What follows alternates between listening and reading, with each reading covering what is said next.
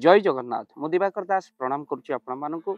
आम्भे माने एबे मार्गशीर मासरे माँ लक्ष्मी पूजा अर्चना करी माँ लक्ष्मी कृपा आम प्राप्ति करिचे। माँ मर्त्य परिभ्रमणर जो दिन मान कहुए ताकि मार्गशीर मास गुरुवार माँ मर्त्य परिभ्रमण करते शुभाशीर्वाद दिखती भगवान। तेणु आम मैंने माँ लक्ष्मी पूजा करी माँ कृपा लाभ करिचे। किंतु आपण जानते नहीं माँ लक्ष्मी कृपा जहाँ पर न रहे माँ लक्ष्मी छड़ा बोली आम्हे माने कहू से माने जेते रोजगार कले मध्य दरिद्र हो जाती। किंतु एमिति किछि पुष्प अच्छी जहाँ को माँ को अर्पण करी आपणकर रोजगार रे आपण माँ लक्ष्मी कृपा लाभ करें डबल लाभ आपण करें।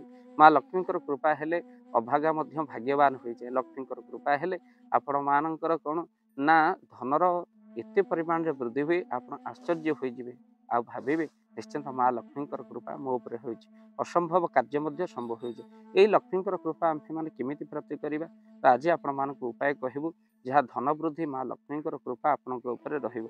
तो कौन करेंगे मात्र 5टी फूल माँ को अतिशय प्रिय आपको जेकोसी गुरुवार दिन आम लक्ष्मी मंदिर को जाई लक्ष्मी को यही 5टी फूल एककालीन आप निहाती भाव में चढ़ा। ये 5टी फूल जब एककालीन मिलती आ भर गोटे फूल मिले लाभ अच्छे। जो 5टी फूल लक्ष्मी अतिशय प्रिय जब एककालीन आम कौन से एक गुरुवार माँ लक्ष्मी को चढ़े पारुचे आठ बड़ पुण्य संसार भितर ना वर्ष तमाम माँ लक्ष्मी कृपा रहे।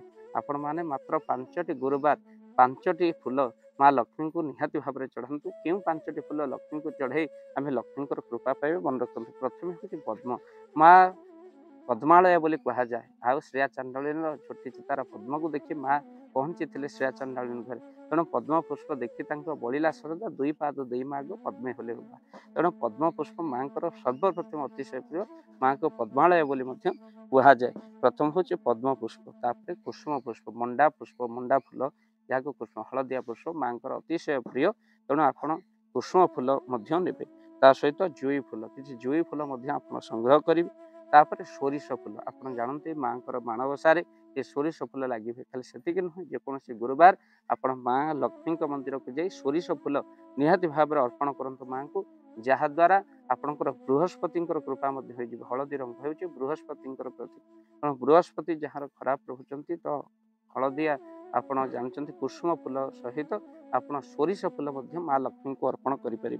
आउे सेवती फूल माँ को अतिशय फूल प्रिय हूँ सेवती फूल आप सेवती फूल माँ को अर्पण करें।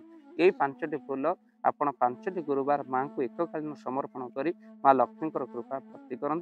धनर देखिए अभाव हेबना माँ लक्ष्मी कृपा हेले अभागा सौभाग्य परिणत हो जाए अर्थात दुर्भाग्य दूर होता है। तो ये 5टी फूल प्रथम पद्म फूल द्वितीय हूँ कुसुम फूल तृतीय जुई फूल आ चतुर्थ सोरिष फूल पंचमी सेवती फूल। यही 5टी फूल को आम एककालीन माँ लक्ष्मी को कौन से एक गुरुवार निहाती समर्पण करूँ। 5टी गुरुवार आपन जदि माँ लक्ष्मी को यही फूल समर्पण करुँच देखिए आपणकर दुर्भाग्य दूर हो चली। परीक्षा कर देखु यह स्वतः सिद्ध निहाती भाव में आप माँ लक्ष्मी कृपा प्राप्ति करूँ।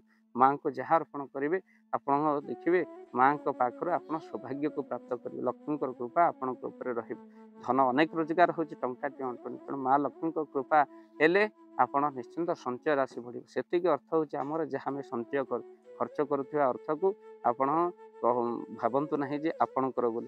तो हे सुधी सज्जन तो निश्चिंत भाव में एक कथा को मानिबे आ वीडियो को देखि सारिबा परे अनेक शेयर करूँ जहाद्वारा माँ लक्ष्मी कृपा आपण निश्चिंत भाव में रही। लक्ष्मी कृपा पाइबापी आप 5टी फूल निश्चिंत गुरुवार 5 गुरुवार माँ निहाती भाव में चढ़ा। घरे आपण मैंने माँ फोटो जदि रखिंट लक्ष्मीकर तो लक्ष्मी फोटो उपर निहाती भाव में ये 5टी फूल गुरुवार स्नान सारी पूजा पर माँ चढ़ा। गुरुवार गुरुवार 5टी गुरुवार मात्र करंतु देखिए आपणकर सौभाग्य निश्चिंत भाव में हो। माँ लक्ष्मी कृपा आप जय जगन्नाथ जय पंचशती। जय जगन्नाथ। धन अर्जने धर्म करी धर्मे प्राप्त नरहरि। जदि आपण मानक धन कौन गरीब असहाय रोगी मानक सेवारे लगी पारिला जानतु आपणकर रोजगार सार्थक हो गला। आपणक धनर मध्य बहुत महत्व रहिला।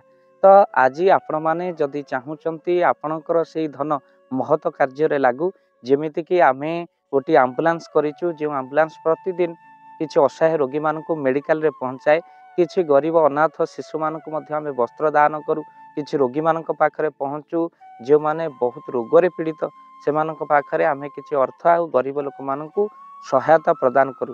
ଏ କିଛି ଦିନ ପୂର୍ବରୁ ଆପଣମାନେ ସହଯୋଗ କଲେ ଆମେ ମଧ୍ୟ କିଛି କମ୍ବଳ ଅସହାୟମାନଙ୍କ ପାଖରେ ଯାଇ ପହଞ୍ଚି ବାଣ୍ଟିଥିଲୁ।